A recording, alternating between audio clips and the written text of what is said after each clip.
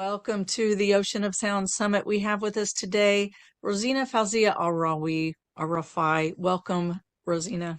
Thank you. And Salam excuse me, alaikum. but I'm used to calling you Fawzia. Is that okay to call you Fawzia? Yes, it was my original name is Fawzia, and then it is the name of my grandmother, and then my mother said what she would like to add the name of her mother as well, so then they added Rosina. Oh, So beautiful. some call me Rosina, some Fawzia, but I'm more known with Fawzia. It's true. Okay.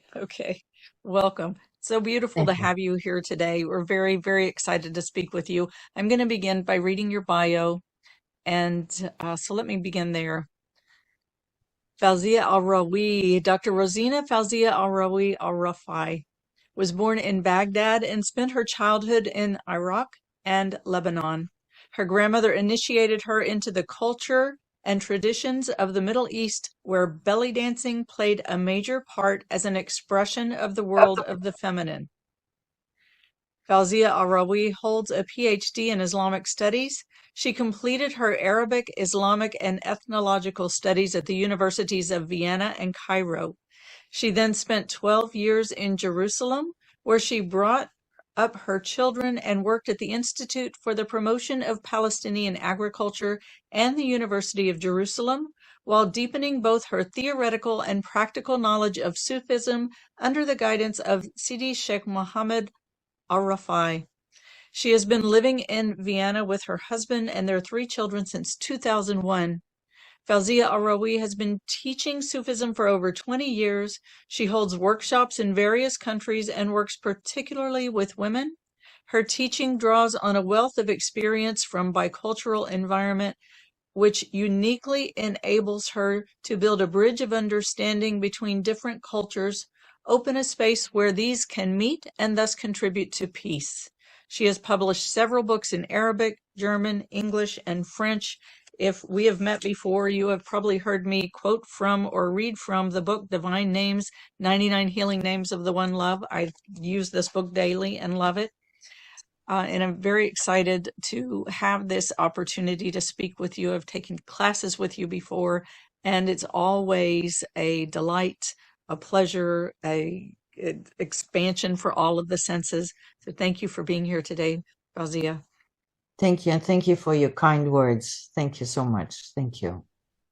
Law. I want to also introduce Amany, my co-host here. Amany has a master's in comparative philosophy of religions. She did her postgraduate degree in Islamic studies and Sufism. She did her dissertation on the studies of Ibn Arabi.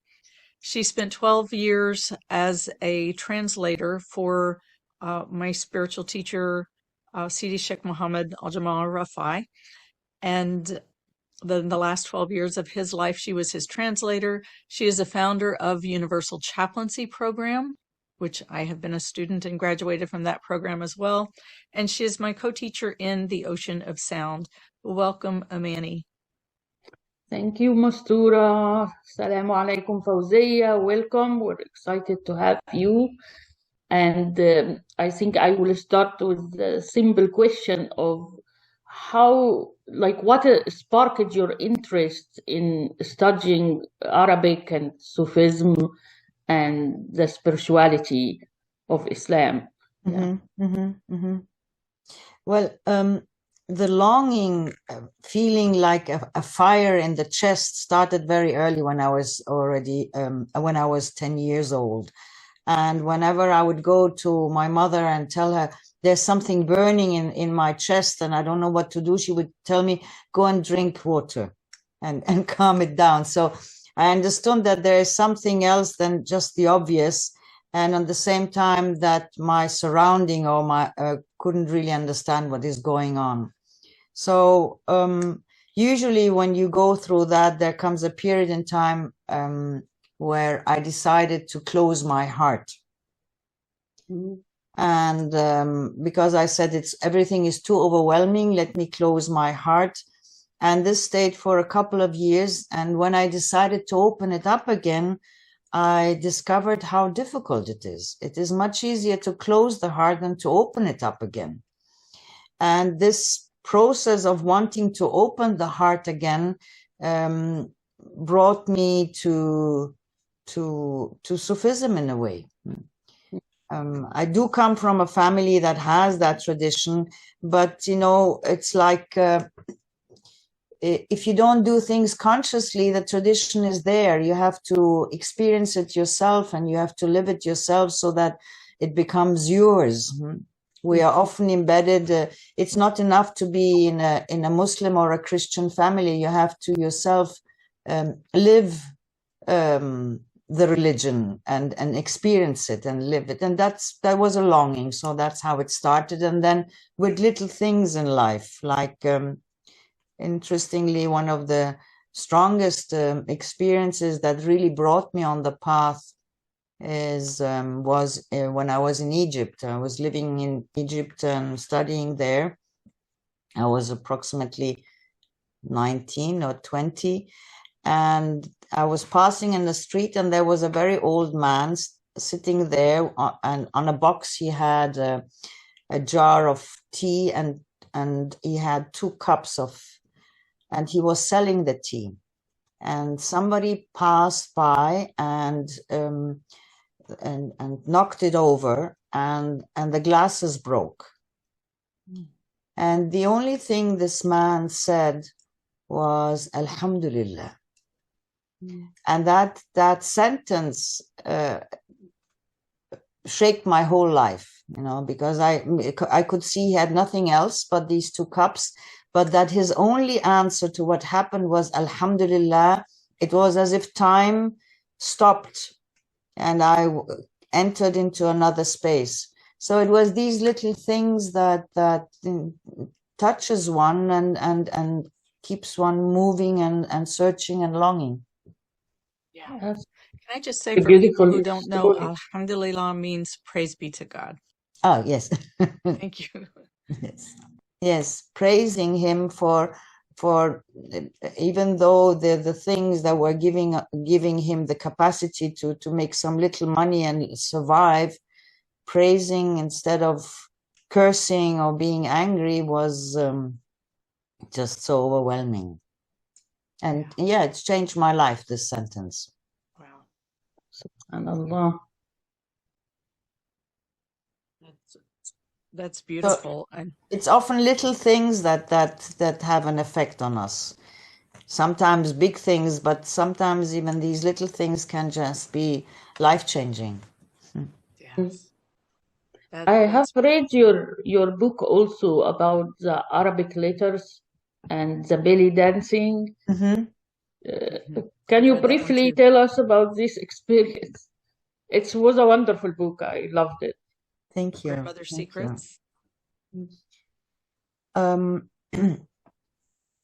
me, the Arabic letters and as you definitely know, the calligraphy plays an important role in the Islamic tradition. Letters and forms that are repeated in nature hold us in a space of light and darkness, and there's always a space between them, and yet they are connected. And to understand that and to live that and to experience that, when the sun comes through the darkness and the shapes, and we learn from ourselves, as you know, in the letters and also in the Arabic architect. The architect is always there and the letters are there to remind us.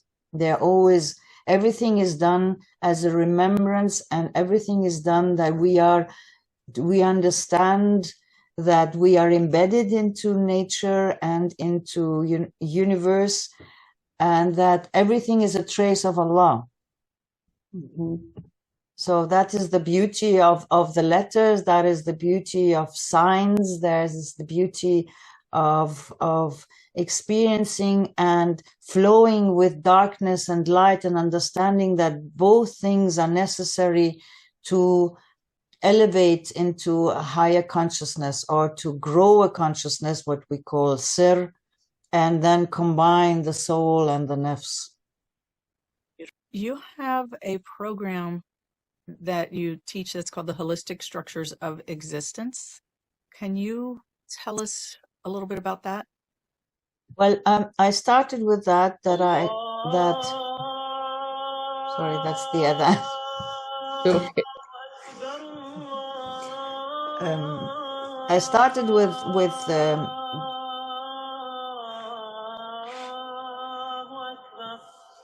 with looking at how should I say?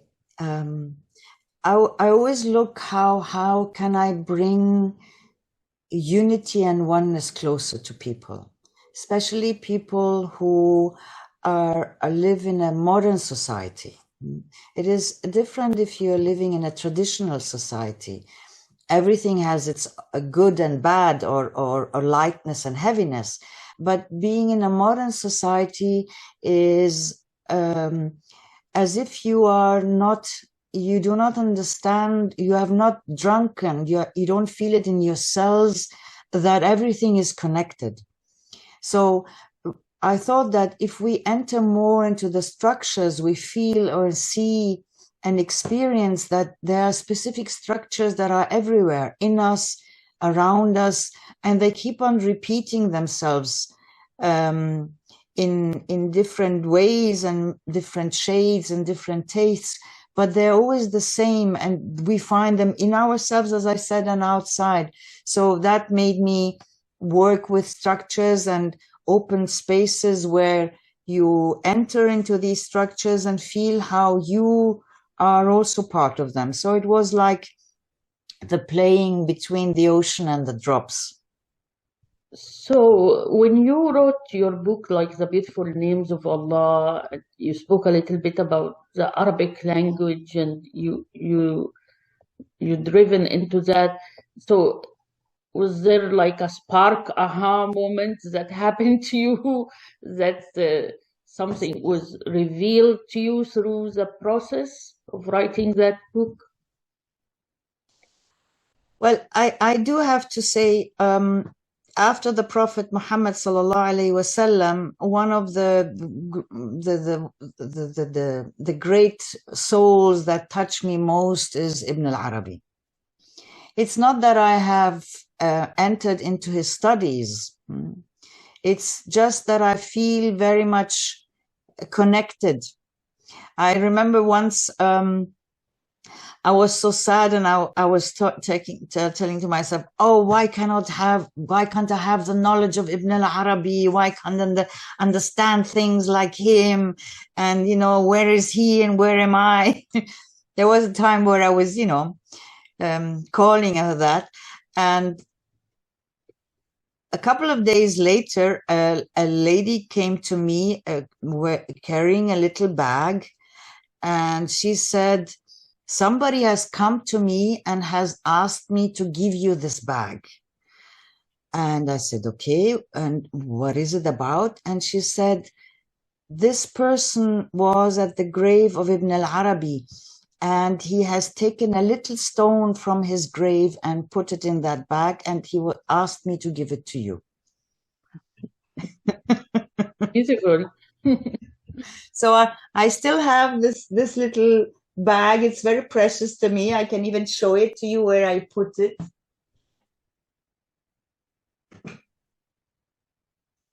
So it's in here. This is a stone from Ibn al-Arabi's tomb in there, hidden. So I keep it close. Yes, and through that, definitely my interest in letters started. And when I understood that each letter is connected to an element, and the combination of letters, like, for example, of the divine name al-Azim, is, for example, a balance of all elements, and that it is used, like the divine name Halim, for strengthening the basic of our existence, which is the skeleton. And these ideas then opened more interest, and then I entered into that subject more and more, and it is it is also to see Ibn al-Arabi combines every divine name is connected to a specific letter, and that he says the letters are in a sense veils, and yet they are ways of opening, just like, you know, with when we say surah, surahs to the surahs in the Quran. So it's a sur, it's a wall, and you keep on repeating and reading and repeating and reading, and you're actually circumambulating around the wall until one moment comes and one brick falls down, and then you get the light from that surah. So yes, in that sense, it's an experience, and I think it is unique for every human being. You cannot compare, and yet at the essence, they are all very similar. Beautiful, mashallah. Can you say more about the letters and the elements, and how the elements contribute to the formation of the meanings and the deeper meanings in the names? Yes, well, as I said, every letter in the Arabic alphabet has an element, and every letter has also a number. So we have the inner alphabet and the outer alphabet. The outer alphabet is the alphabet we learn in school. The inner alphabet is built up according to the numerology. So alif, abjad, hawaz, and so on. So it's a bit differently. We also have we call 14 of the letters light letters. And we also call parts of the letters moon letters or sun letters, according some those who assimilate with the next letter are called sun. The ones who stay separated and have their own pronunciation are called moon letters. So through the letters, we also understand the basic of nature, because the basic of nature is the four elements, and then they are brought together through cold and hot and humid and dry, and out of that then nature comes. So it is also an indicator that the divine names are, so to speak, the archetypes, that the traces that Allah has put into existence, so that out of them manifestation forms. And the closer we come to that essence, the more we become universal human beings, meaning nothing is alien to us anymore. And we see in everything the traces of Allah, and the world becomes a reminder and not a distractor of Allah. Beautiful. That's beautiful. So when people practice the dhikr, what would you recommend to them? Is it the way they pronounce the letter, or how they become conscious of that connection to nature and to the sacred nature of the letters, and feeling it, and being one with it and their bodies? Like, what would you recommend to them? This is also a tradition we have, that we connect every part of the body with a letter. On the other hand, it is not easy for a non-Arab to pronounce some of the Arabic letters. What is important when we pronounce the divine names is to stick to the sound code more than to the sound code, more than pronouncing the letters right. So, for example, if we have the divine name Qahhar, the Qaf is not easy to pronounce for many. So if you pronounce it like a K and say Qahhar, it's not a problem in that sense, but important is that you take the code sound of the name. Then you stay in the vibrations, because what we do when we repeat the divine names is we become receptive.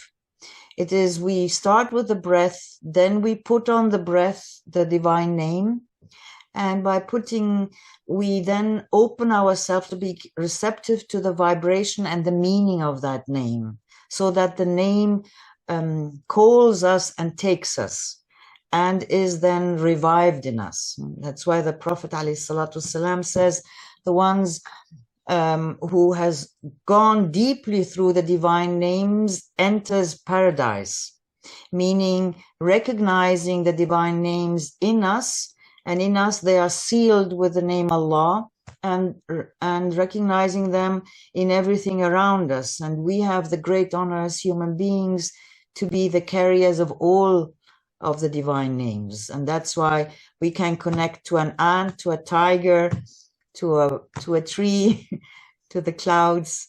We are, so to speak, the soul of the universe. That's why we can bring harmony and disharmony. And we seem to be more talented in the disharmony. And Fawzia, can you say a little bit more about what you mean by sound code versus the speaking the name? Yes. The Arabic language has 14 sound codes, if I may say so, or forms, as you call them. And every form has a different meaning. Some of them are obviously active to the outside, and the passivity is hidden. Some of them, of these codes, are actively passive to the outside, and the activity is hidden. It's like with majesty and beauty. In majesty, the beauty is hidden, but it is there. So in the names, it's the same thing, and the different codes have an effect on us. And this is what I mean with the codes. You mean the meanings? It's not only the meaning, but fa'al, munfa'il. Oh, it's called like awzan in Arabic, like yes. a scale kind of. Yeah, أو المصدر. So we connect it to the masdar. Is that what, to the source or the root of the exactly, meaning of the exactly. Okay, yeah. I get it. And the different roots, yes. So when you say the sound code, you mean the root, which is usually like a 3-letter combination of the. Yes, and it has. You have in the Arabic 3 letters. Generally speaking, there are also words with more, but in generally speaking, there are 3, as you call them, radicals or consonants, and these flow into a form.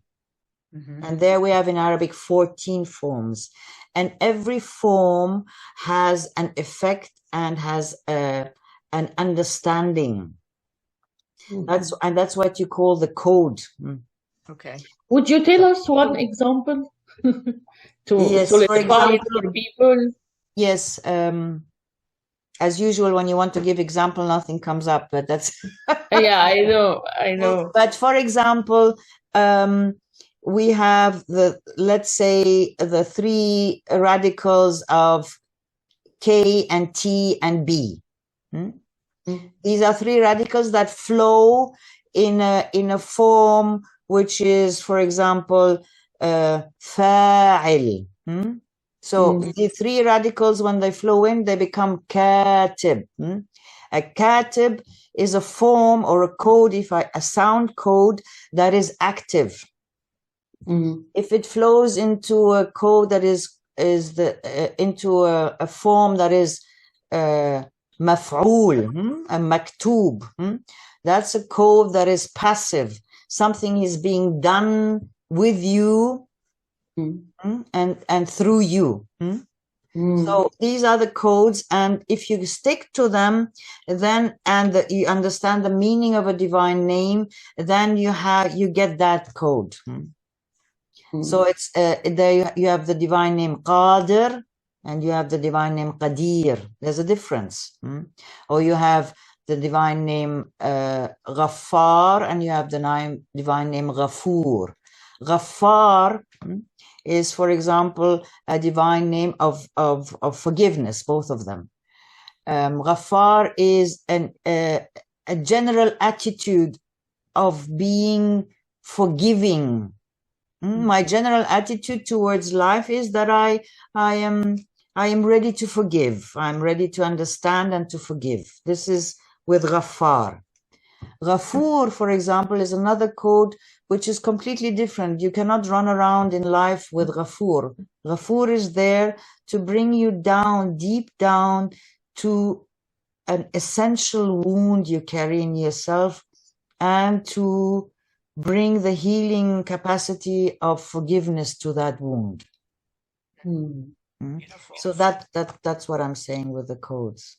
Yes. Okay. So it's like, when I think of just like the emanation of our creation consciousness through sound and through the vibration of sounds, it's like what you've put together here is a picture for my mind of these sound vibrations that carry the different elements and bring them together in different forms, where then they have a different action in the creation based on how they're pronounced, based on the codes. And how they are pronounced, or the code it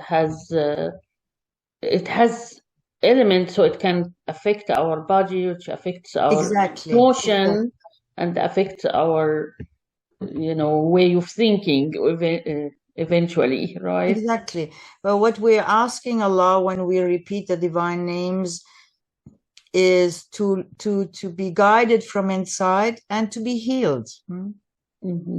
And healing means, in us human beings, actually to become human. That's what it means. Healing is to become human. We are not born as human beings. We become human beings. And Allah has sent great souls to this world in order to teach us how to refine, how to purify ourselves, so that we become truly humans, universal beings, complete human beings. That's why we always talk about al-insan al-kamil, which is the complete, human being. Human being. Or you say also the perfect human being. The perfect human being is the one that, I don't know if this is now too complex, that brings al-awwal wal-akhir wal-zahir wal-batin together. Beautiful. Yes. So so it brings the last, the hidden, the manifest, right? The hidden, the revealed. Go ahead. I just wanted to translate. Yes. Translating. Alhamdulillah. So are you now working with something new in relation to this topic?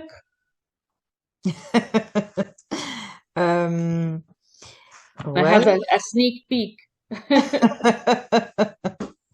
Well, I would love to join you in your work. I find your work wonderful, and it's really exciting to hear that you're working so deeply with Ibn al-Arabi and with the letters and the sounds. That would be an honor.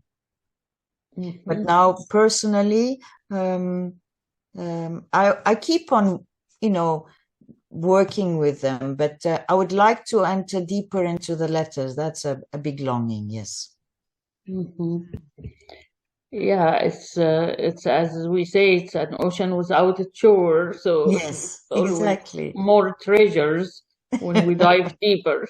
Alhamdulillah, yes. Alhamdulillah. Yeah, I mean, that is so beautiful to hear, Fawzia, because I've learned so much from your books and your classes and your dhikrs, and from just being in the recitation. I'll tell you a secret. I have in the night when I'm sleeping, I play on a very low sound the recitation of the names, and I've downloaded the recitation of the names, the slow recitation from your website, and I play that at night when I'm sleeping, along with some other surahs and prayers and things like that. Mashallah, just mashallah, to that's my wonderful. space. Well, now I know why you're so shining.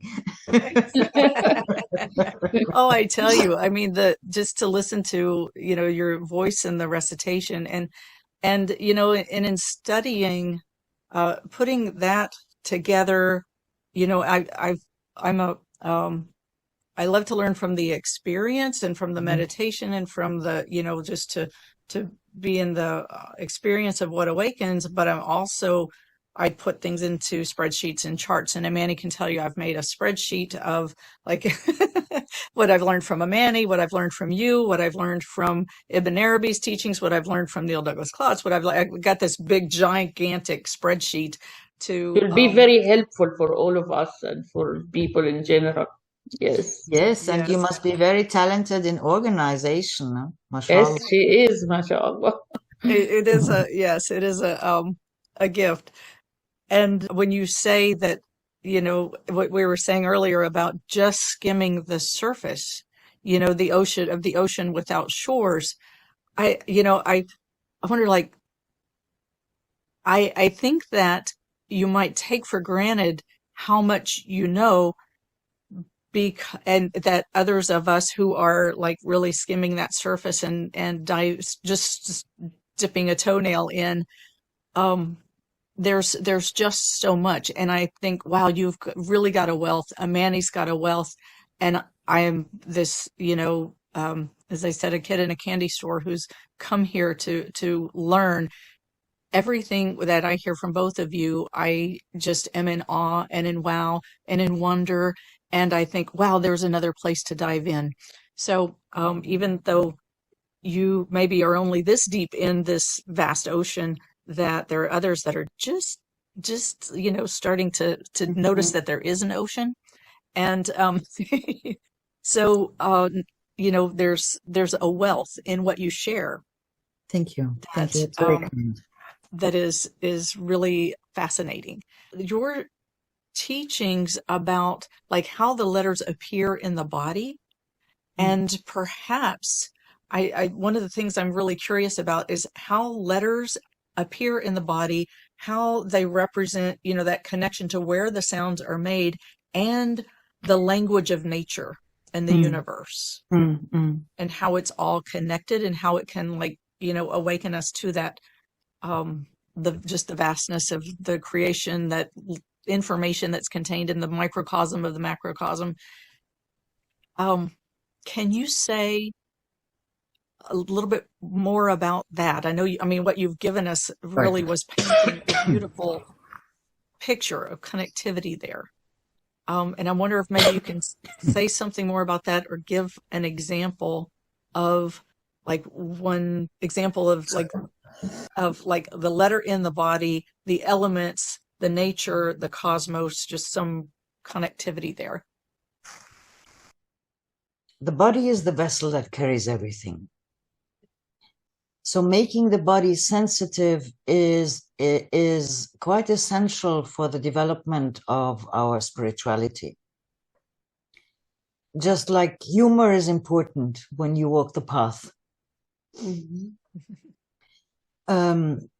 So there are traditions in the Sufi tradition that work not only with the letters, but they, as I said, they connect them with parts in the body, in order to make the body more receptive for Allah's light He has put in us, and also His guidance. So most of these things are connected to the pineal gland. The pineal gland is one of the most important glands because the harmonic system and the nerve system come together in the pineal gland, and the Sufis in general love to work with the harmonic system, with the glands, because they know that they have an effect on the energy of the body. Meaning, at first the mind is under the control of the nafs. If we do not practice the opening of the heart. When the heart then is filled with light, it attracts the mind, and the mind surrenders to the heart, and the heart then, connected to the spiritual heart and with the light of the soul, inspires the mind. That means the heart becomes the guidance, and the mind translates that guidance into existence. Only then comes the body and surrenders to the soul. If we practice with the letters, if we practice on the level of the body before that, then it is like a support. It helps us to go faster. So you have some traditions, for example, you start with the light letters, with al-muqatta'at, the 14 letters, and you start, for example, there are practices where you start with from the navel up to the solar plexus with the alif. Then you separate the lam, left and right, and then you go from the back up on the head with the meme. Now, the solar plexus, as you know, and the part under the navel is, so to speak, there lies most of our desires and longings. That's why you often say the path, the spiritual path, is just that short. It is from the navel to the heart. So you start with the aleph, and the aleph, as you know, has is symbolic for many meanings, just as lam and meme. But you start with the aleph, then you go to the 2 points in which we emotionally keep our on the bodily level our memories of the past and the future. So this is with lam, and then you go with that energy up to the meme, and the meme being pressed on the upper part of the head. That means the pineal gland is activated, and you have the divine name Jama', that one that collects everything. So this is how you can work with the letters, and this is an old tradition. Or, for example, there's alif lam, alif lam mim ra. It goes into the back. That means pushing the heart from the back again to open, to learn to surrender through the breath with which you touch the bodily heart. Am I talking too fast? No, beautiful. That's beautiful and deep, and it's just I'm relating it to how I am reflecting also in the Alif Lam Memes, like connecting it to the nature, like every particle or of star or a planet has like a center, an axe, invisible axe, which is like the Alif, and it has a wobbly kind of motion. Our Earth has that wobble, which is like the lamb, and has a rotation, which returning to the origin, original point, which for us returning to Allah. Everything is returning to Allah. So it seems like we are in the microcosm, the macrocosm. Absolutely. Of the macrocosm, that even our body and how it works resemble something in nature too. And so that is really a beautiful approach. And have you have people in your classes that like, I wonder, can you share with us the response, how people feel the effects, how they report that effect to you? It will be interesting to hear the effects. Yes. And to encourage other people to step in these practices. Yes. Well, definitely it depends very much on the temperament of the human being. Some human beings are gentle and receptive like flowers. Some human beings are more like stones. So everyone plays an important role. If we wouldn't have stones in the world and only flowers, everything would be, shaking. Right. So every human being takes it differently and experiences it differently. But the beautiful thing that everyone experiences and feels a difference. And definitely, like everything else, it's a matter of practice. The more we play on the string of an instrument, the more we enter and become one with it and feel the vibrations. And the same thing with the letters. The more you practice, the more you are open. Yes. And yes. the body is an instrument of that sound. Yes, exactly. Yes. Is there anything, any parting words that you would like to offer to anyone who wants to dive deeper into these studies? Our path is a path in the middle of life. We are not, we don't have a path that says retreat from life, but it says be in life, be an active member. And that means we use everyday life with all its signs and forms and colors and meeting points as a place for growing, as a place of falling in love, actually. Because at the end of the day, what we're trying to practice all the time is to be in constant state of love. We were born for that, and through love we find back home. So our path is a path to find your orientation back home by letting everything remind you of home. And by finding and understanding that the little grass that we look at is as precious as the biggest planet in the universe. And this attitude brings us closer to Allah. So forms and signs and letters, may they all bring us inspiration and experiences that bring us closer to what we truly are, and by that to Allah, inshallah. Ameen. Thank you very much. It was a pleasure having you. Thank you. Thank you so much. It was a pleasure talking to you and to seeing you, and especially Amany, to talk to you and to see you, mashallah. Thank you. Thank you so much to the two. And I wish you all the best on your path. And as I said, maybe one day we'll come together and work together. It would be an honor. Thank you so much. Thank you. Thank you. Beautiful. Thank you so much, Fawzia. Thank you. Have a blessed day. I think we have a blessed night now. Yes, we have a blessed night. Thank you. And for those listening, thank you so much for listening. Please stay tuned for more from the Ocean of Sound Summit.